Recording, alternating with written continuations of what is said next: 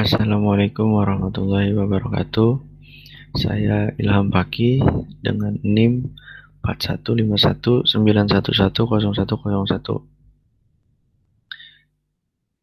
Saya ingin mempresentasikan tugas kewirausahaan satu saya, yaitu asesmen 1 sampai asesmen 7.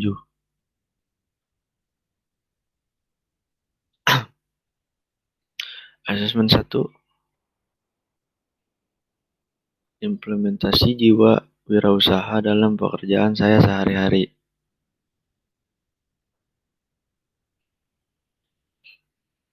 Ciri-ciri jiwa usaha adalah sebagai berikut. 1. Mempunyai keberanian dan daya kreasi yang tinggi. 2. Mempunyai semangat tinggi dan kemauan keras. 3. Mempunyai daya analisis yang benar. 4. Mempunyai jiwa pemimpin dan tidak berperilaku konsumtif. 5. Membuat keputusan dan melaksanakan keputusan. Asesmen 2. Buatlah digital flyer dengan menggunakan emoji dengan tema jasa atau produk sesuai dengan jurusan Anda masing-masing.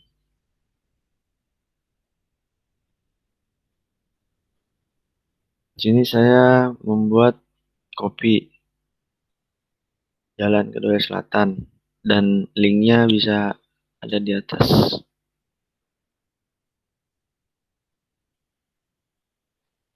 Asesmen 3,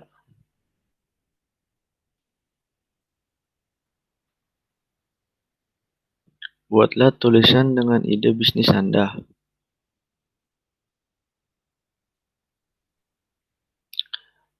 Pada era modern seperti saat ini tentunya banyak sekali perusahaan yang bergerak di bidang IT. Ini menjadi salah satu momentum untuk mencari ide kreatif melalui bisnis di mana belum banyak yang bergerak di bidang ini. Ya benar, pemeliharaan dengan perbaikan terhadap device dan tools user.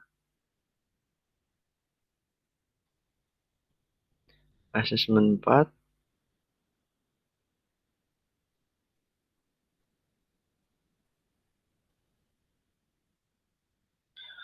membuat tulisan tentang empati Anda dalam menentukan ide bisnis.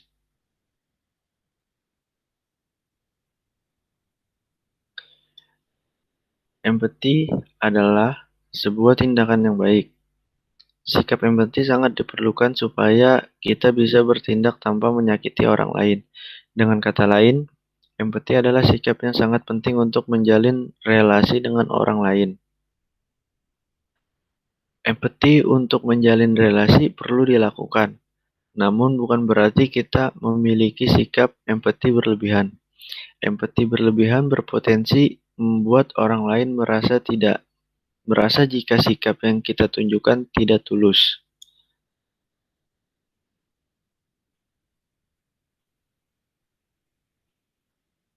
Pelayanan jika kita menggunakan empati. 1. Memberikan pelayanan dengan keramahan dan kenyamanan. Sikap kita berempati pada orang lain pasti akan membuat orang merasa nyaman dan senang diskusi produk dengan kita. Kedua, mengerti apa keinginan konsumen.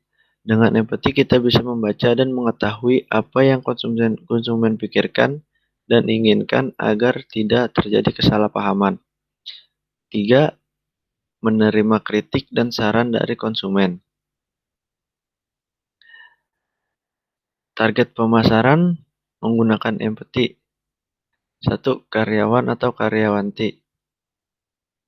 Bila mana seseorang karyawan atau karyawanti tidak lagi dapat terus bekerja di satu perusahaan, di sini mereka membutuhkan suatu keterampilan, yang dimana nantinya mereka bisa mengembangkan keterampilan tersebut dengan membuka suatu usaha di bidang fashion. 2. Pemerintah daerah. Mengajak pemerintah daerah untuk bekerja sama membuat suatu program kesejahteraan masyarakat, membangun masyarakat mandiri, kreatif, dan inovatif.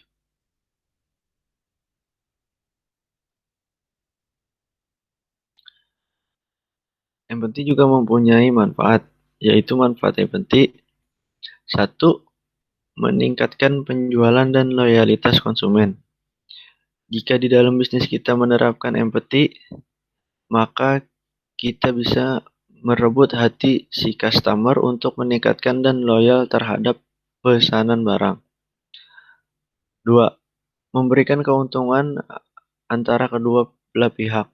Yang penting membuat penjual dan pembeli merasa untung karena pembeli puas dengan hasil produk dan penjual senang. Kemudian ketiga, membangun relasi bisnis luas.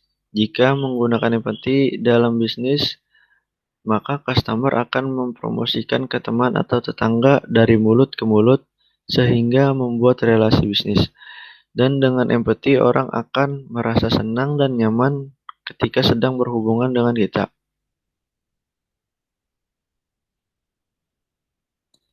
Asesmen 5.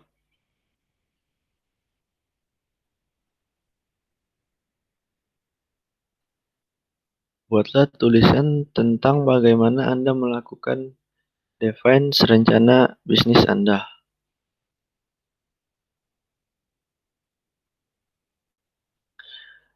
Rencana bisnis atau business plan adalah pernyataan formal dan tertulis mengenai tujuan-tujuan dari sebuah bisnis dan cara mencapai sasaran tersebut. Menurut pendapat saya, sangat setuju ketika berbisnis. Salah satu hal yang penting adalah jalankan atau just do it. Tetapi jalan tanpa rencana adalah perbuatan yang kurang bijak. Berikut mengenai definisi rencana bisnis saya.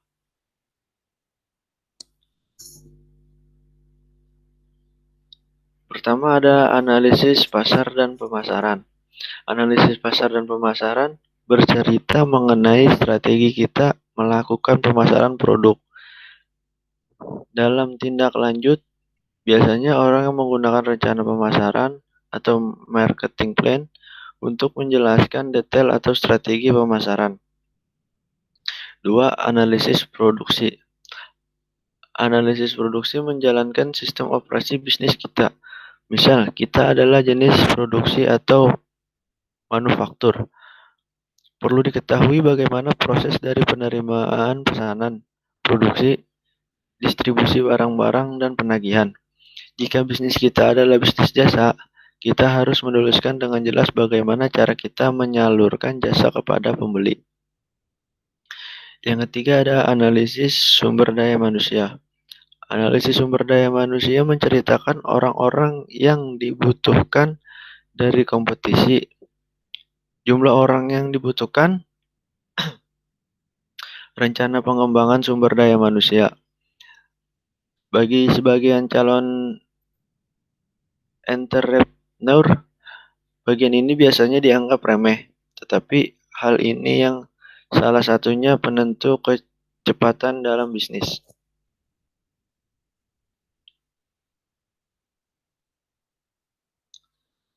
Keempat, analisis keuangan. Analisis keuangan berisi proyeksi atau forecasting atau peramalan, pendapat dan pengeluaran, pengembalian modal atau break-even point, pengembalian atas investasi atau return of investment, perhitungan penggunaan daya ungkit atau leverage, dan lainnya. 5. Risiko usaha. Risiko usaha adalah hal-hal yang terkait risiko atas bisnis kita.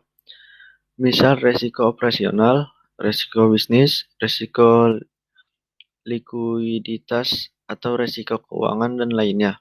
Risiko usaha tidak hanya berhenti pada identifikasi risiko, tetapi juga strategi kita menghadapi atau mengurangi dampak dari risiko tersebut. 6. Jangan lupa kenali bisnis. Pelajari dan pahami secara menyeluruh dan mendalam mengenai bentuk, potensi, dan segala tantangan yang ada pada bisnis. Dalam tahap ini Anda bisa menggunakan teknik analisis SWOT Ini adalah langkah awal yang sangat penting untuk membangun bisnis yang sesuai dengan keinginan dan dapat memberikan keuntungan maksimal. Dengan mengenali bisnis yang dimiliki, Anda akan mengetahui langkah seperti apa ke depan dan memahami setiap resiko yang mungkin bisa terjadi. 7. Ada tentukan target bisnis. Dengan menentukan target bisnis plan yang tepat, Anda bisa menyesuaikan konten bisnis plan dengan baik dan benar. Misalkan target bisnis plan adalah klien, maka Anda harus menyusun rencana bisnis tersebut dengan baik, dengan lebih serius, mendalam, dan profesional. Dengan adanya target, Anda akan semakin terpacu untuk mencapai apa yang ditetapkan dari awal. Itulah tips bagaimana saya mendefine rencana bisnis. Terima kasih. Asesmen 6.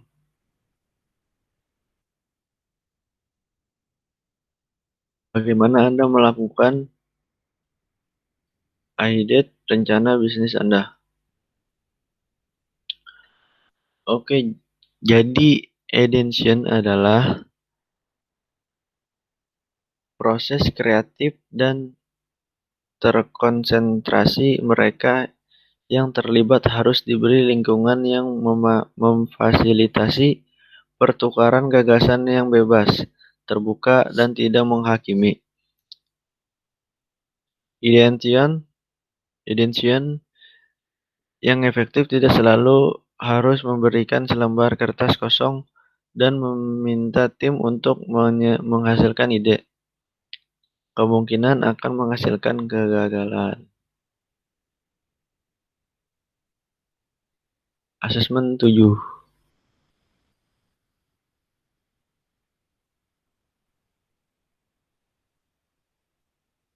Yaitu membuat tulisan tentang prototipe rencana bisnis Anda. 1. Membuat diagram rinci atau sketsa. Langkah pertama dalam menciptakan prototipe adalah menciptakan sebuah konsep sketsa, rinci, atau diagram. Tujuan Anda harus menangkap ide sebanyak mungkin dengan cara visual.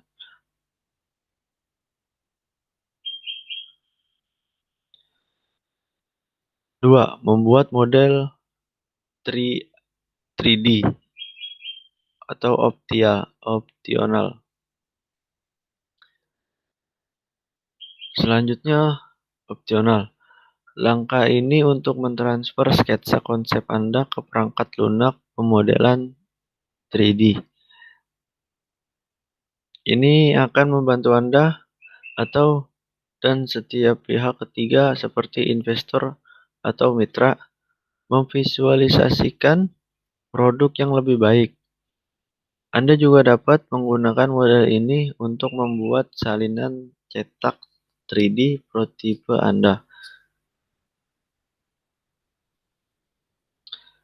Sekian dari saya. Wassalamualaikum warahmatullahi wabarakatuh.